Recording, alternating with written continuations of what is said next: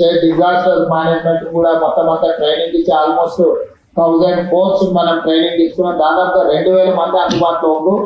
ఏ ఏరియాలలో ఏ జిల్లాలలో అత్యధికంగా వర్షం పడే అవకాశం ఉందో ఆ ఏరియాలను పూర్తిగా మీరు ముందే గుర్తించి వీళ్ళని అక్కడికి తరలించండి. ఒకవేళ ఎక్కడైనా అత్యవసర పరిస్థితులు ఏదంటే ఎయిర్ లిఫ్ట్ చేయడానికి అవసరమైన హెలికాప్టర్లు కానీ వీటిని కానీ ఆర్మీ నుంచి కానీ ఏదైనా చేసుకునేది ఉంటే కూడా మీరు ముందే కోఆర్డినేషన్ చేసి పెట్టుకోవాలి. డిజాస్టర్ నుంచి అరుణ్ కుమార్ గారు, అదేవిధంగా చీఫ్ సెక్రటరీ గారు గవర్నమెంట్ ఆఫ్ ఇండియాతో కూడా ప్రాపర్ గా పెట్టుకోవాలి. లాస్ట్ టైం మనకు ఊహించని విధంగా ఖమ్మం జిల్లాలో 2 గంటలలో 42 సెంటీమీటర్ల వర్షం పడ్డది. దాదాపుగా దాంతో పూర్తిగా అతలాకుతలం అయిపోయింది ఖమ్మం. దాంట్లో కొత్త కలెక్టర్లు వీళ్ళందరూ కూడా పూర్తి స్థాయిలో అక్కడ సహాయాన్ని అందించకపోవడం వల్ల కొంత నష్టం జరిగింది. ఈసారి అట్లాంటి తప్పిదాలు జరగడానికి వీల్లేదు. అందరు కలెక్టర్లను అలర్ట్ చేస్తున్నా. చీఫ్ సెక్రటరీ గారు కూడా నేను ఆదేశాలు ఇస్తున్నా. ఎక్కడెక్కడైతే ఈ జిల్లాలో అత్యధికంగా వర్షం పడతాయని వాతావరణ శాఖ ఇచ్చిందో మీరు స్పెషల్ ఆఫీసర్స్ ని డెప్యూట్ చేయాలి. సీనియర్ ఐఏఎస్ లను అంతకుండా అక్కడ కలెక్టర్లుగా పనిచేసిన వాళ్ళను, లేకపోతే ఆ ప్రాంతం పట్ల పూర్తి స్థాయిలో అవగాహన ఉన్న వాళ్ళను కొంత పర్యవేక్షణ కోసం అధికారులను నియమించడంతో కూడా ఏమైందంటే ఆ కలెక్టర్ కి హెల్పింగ్ హ్యాండ్ లాగా ఉంటుంది. కింద సిస్టమ్ కూడా రన్ చేయడానికి ఉంటుంది. కాబట్టి రాబోయే 72 గంటలు ఈ విధంగా తీసుకోండి. అదేవిధంగా అన్ని శాఖలకు సంబంధించిన ఉద్యోగుల సెలవులను అన్నిటిని కూడా రద్దు చేయండి. అందరూ డ్యూటీలో చేరాల్సిందే. అదేవిధంగా మీరు హెల్ప్ లైన్ ఇది చేయండి. హైడ్రా నుంచి గ్రేటర్ హైదరాబాద్ ఈ ప్రాంతానికి హైడ్రా కానీ రూరల్ కానీ మీరు హెల్ప్ లైన్ అత్యవసరంగా హెల్ప్ లైన్ కూడా ఒకటి అనౌన్స్ చేసి ప్రజలకు అందుబాటులో పెట్టండి. ఎమర్జెన్సీ కాల్స్ ఏమంటే తీసుకోవడానికి అవసరమైన చర్యలు తీసుకోవడానికి చేసుకోవాలి. మెడికల్ అండ్ హెల్త్ డిపార్ట్మెంట్ కూడా మీరు మెడిసిన్స్ కానీ ట్రీట్మెంట్ కానీ ఎమర్జెన్సీలో ఎవరికైనా ఏమన్నా అయితే అత్యవసరంగా వాళ్ళకి ట్రీట్ చేయడానికి కూడా డాక్టర్లను అందరినీ కూడా మీరు అప్రమత్తం చేసి పెట్టుకోవాలి. ఎక్కడైనా ఏదైనా యాక్సిడెంట్ కానీ ఇన్సిడెంట్ కానీ లేకపోతే ఏదైనా పరిస్థితుల్లో ఎమర్జెన్సీ ఎవరికైనా వైద్యం అందించాల్సి వచ్చినా, మెడిసిన్స్ చేయాల్సి వచ్చినా, ఏది చేయాల్సి వచ్చినా మెడికల్ అండ్ హెల్త్ డిపార్ట్మెంట్ కూడా కంప్లీట్ గా అప్రమత్తంగా ఉండాలి. కావాల్సిన అన్ని వసతులను మీరు ఏర్పాటు చేసుకోండి. అదేవిధంగా చివరగా గ్రేటర్ హైదరాబాద్ అంటే రాచకొండ కావచ్చు, సైబరాబాద్ కావచ్చు, హైదరాబాద్ మేజర్ ఇక్కడనే వర్షాలు నీళ్ళంతా రోడ్ల మీదకి రావడం, దాంతో లోతట్టు ప్రాంతాలు కాలనీలు మునగడం, మనం మూసి పరివాహక ప్రాంతంలో కూడా ప్రమాదాలు జరగడం, గతంలో నాగోళ్ళు ఎల్బీ నగర్ ప్రాంతంలో మనుషులు కొట్టుకుపోయిన సంఘటనలు ఉన్నాయి. కాబట్టి పోలీస్ కమిషనర్లు కూడా అక్కడ జనాలను పోకుండా ఎక్కడైతే ప్రమాద స్థాయికి నీళ్లు చేయకుండా అక్కడ ట్రాఫిక్ ను ప్రజల్ని పోనీయకుండా ఆపడానికి పోలీస్ ఫోర్సెస్ కూడా పెట్టాలి. సిటీ ట్రాఫిక్ ను చేయడానికి ఫిజికల్ పోలీసింగ్ కూడా అవసరం. ఉన్నతాధికారులు కూడా ఫీల్డ్ మీద ఉండాలి. ఉన్నతాధికారులు పర్యవేక్షిస్తున్నారంటే మిగతా వాళ్ళు అందరూ కూడా వస్తారు. కాబట్టి రెగ్యులర్ పోలీసింగ్ కూడా ఈ దీంట్లో భాగస్వామ్యం తీసుకోవాలి. Not only traffic police, normal టైంలో traffic police will take care of traffic regularization. కానీ ఇది స్పెషల్ సిచ్యువేషన్ కాబట్టి regular police, law and order పోలీసులు కూడా ఈ 3 కమిషనరేట్ల కింద అందరినీ అప్రమత్తం చేసి పోలీసులు అందరూ కూడా దీంట్లో ఉండాలి. కంట్రోల్ రూమ్ లో కూడా కంట్రోల్ రూమ్ ఇన్ఛార్జ్లకు, కంట్రోల్ రూమ్ లో ఉన్న వాళ్ళకు ఎప్పటికప్పుడు సిటీ అంతా ఏ ఏరియాలో ఉందో అత్యవసరమైన పరిస్థితులను చేసుకొని వాళ్ళందరినీ అప్రమత్తం చేసుకుంటా పోతుండాలి. అదే విధంగా హైడ్రా నుంచి మీరు ఈ ఎఫ్ఎం రేడియోలకు వీటికి కూడా అలర్ట్స్ ప్రకటించండి. వాళ్ళకి చెప్తే వాళ్ళు ట్రాఫిక్ తో పాటు ఎక్కడ వర్షపాతం ఉంది, ఎక్కడ బ్రిడ్జులు ఉన్నాయి, ఎక్కడ బ్రిడ్జులు లేకపోతే మొత్తం అక్కడ పోవడానికి అవకాశం లేని ప్రాంతాలు ఉంటే కూడా వాళ్ళందరినీ కూడా అప్రమత్తం చేసి రేడియో సమాచారం కానీ టీవీలలో కూడా అలర్ట్ చేయించడం, కొంత కోఆర్డినేషన్, మీడియా కోఆర్డినేషన్. అదే విధంగా ప్రజల్ని భయపెట్టే వార్తలు కూడా ఎవరైనా ఇస్తే ఐడెంటిఫైఆర్ కమిషనర్ గారు కూడా నేను సూచన చేస్తున్నా. మీరు ఒక టీంను పెట్టుకొని ఎవరైనా ఒక భయానక వాతావరణం సృష్టించడానికి తప్పుడు వార్తలు ఎవరైనా ప్రసారం చేస్తే ఇమ్మీడియట్ గా ఆ ఛానల్స్ కానీ వాళ్ళని కానీ మీరు ఇమ్మీడియట్ గా అప్రమత్తం చేసి వాళ్ళకి సమాచారం అందించండి. కాదు కూడా కానీ వాళ్ళు ఏదైనా చేస్తే ఇమ్మీడియట్ గా ఏం చర్యలు తీసుకోవాలో ఐఎన్పిఆర్ వైపు నుంచి కూడా దీంట్లో ఉండాలి. మీరు సమాచారం ఇవ్వనప్పుడు వాళ్ళు ఏదో ఒకటి వేస్తారు.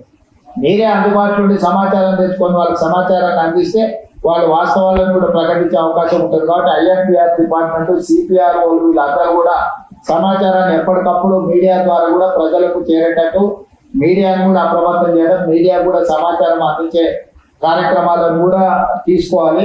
వీళ్ళందరినీ కోఆర్డినేషన్ చేయడానికి చీఫ్ సెక్రటరీ గారు, డీజీ గారు, కమిషనర్లు మీరు ఒక గ్రూప్ క్రియేట్ చేసుకొని ఎప్పటికప్పుడు ఆ గ్రూప్ లో మీరు డిస్కషన్ చేసుకొని ఇన్స్ట్రక్షన్స్ ఇవ్వడానికి కూడా అవసరమైన దీంట్లో కూడా మీరు ఒక కోఆర్డినేషన్ లాగా ఉండాలి.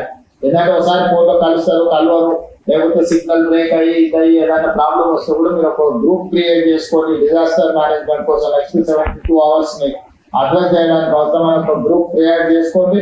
కన్సర్న్ మినిస్టర్స్ అందరూ అందుబాటులో ఉంటారు, నేను కూడా అందుబాటులో ఉంటాను. ఈ హైదరాబాద్ రంగారెడ్డి ఇత్యాది మినిస్టర్లు కూడా ఎప్పటికప్పుడు అందుబాటులో ఉంటారు. ఎందుకంటే ఈ ఏరియా మేజర్ గా ట్రాఫిక్, ఇది మూసి నాలాలు ఇవన్నీ కూడా ఇష్యూస్ ఉన్నాయి. ఇద్దరు ఇన్ఛార్జ్ మినిస్టర్లు కూడా అప్రమత్తంగా ఉంటారు, మీకు అందుబాటులో ఉంటారు.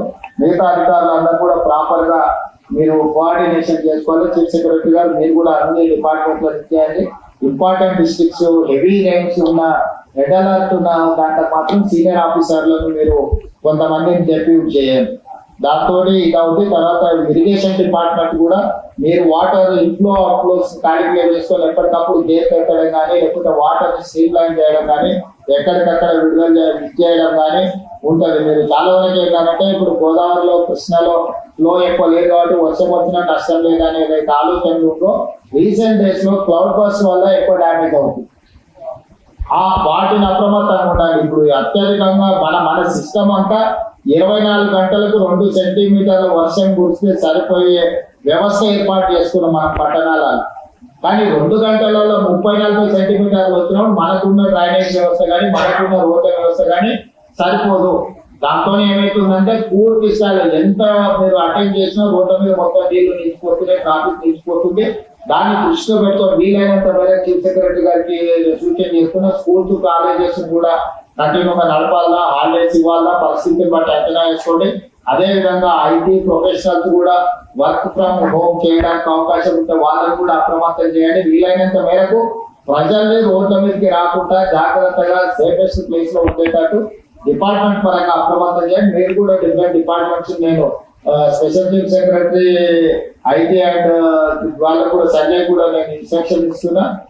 శ్రీరాబాబు గారితో కోఆర్డినేట్ చేసుకొని ఐటీ కంపెనీ కూడా వీలైతే నెక్స్ట్ 2-3 రోజులు వర్క్ ఫ్రమ్ హోమ్ చేసుకోవడానికి అవకాశం ఉంటే దాన్ని కూడా ఎగ్జామిన్ చేయమని వాళ్ళకి చెప్పండి, వాళ్ళని అలర్ట్ చేయండి.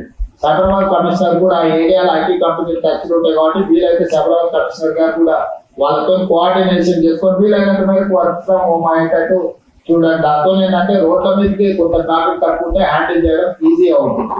స్కూల్స్ అండ్ కాలేజెస్ కూడా పరిస్థితి బాగాలేకపోతే అవసరమైతే సెలవులు ప్రకటించైనా 2 రోజులు వాటిని స్ట్రీమ్ లైన్ చేసుకోవడానికి అవసరమైన వాటికి కూడా మీరు చర్యలు తీసుకొని ఇచ్చేయండి.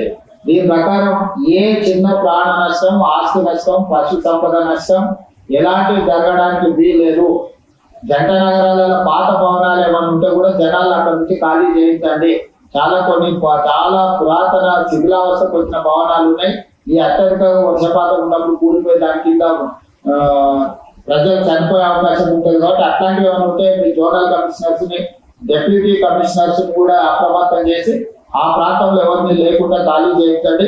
విద్యుత్ శాఖ కూడా ఇంపార్టెంట్. చాలా వరకు హైదరాబాద్ లో వర్షాలు రాగానే చెత్త కూలిపోయి కరెంటు పోల్ల మీద పడి అవి కూలిపోయి కరెంటు పోయే అవకాశం ఉంది కాబట్టి వెంబడే ఆ కరెంటును పునరుద్ధరించడానికి అవసరమైన చర్యలు కూడా తీసుకోవాలి. అవసరం అనుకుంటే జనరేటర్స్ కానీ, లేకపోతే మూవబుల్ వెహికల్ మీద ట్రాన్స్ఫార్మర్స్ పెట్టి మూవ్ చేసి రిస్టోర్ చేయడానికి అవసరమైన ప్రణాళికలు కూడా అన్ని సిద్ధం చేసుకొని రాబోయే 72 గంటలు అందరూ అప్రమత్తంగా ఉండాల్సిందిగా ఆదేశిస్తూ ఈ సమావేశంలో పాల్గొన్న మంత్రులకు, ఉన్నతాధికారులందరికీ కూడా నేను ఈ సూచన ద్వారా ఈ సమావేశాన్ని ముగిస్తున్నాను. ధన్యవాదాలు.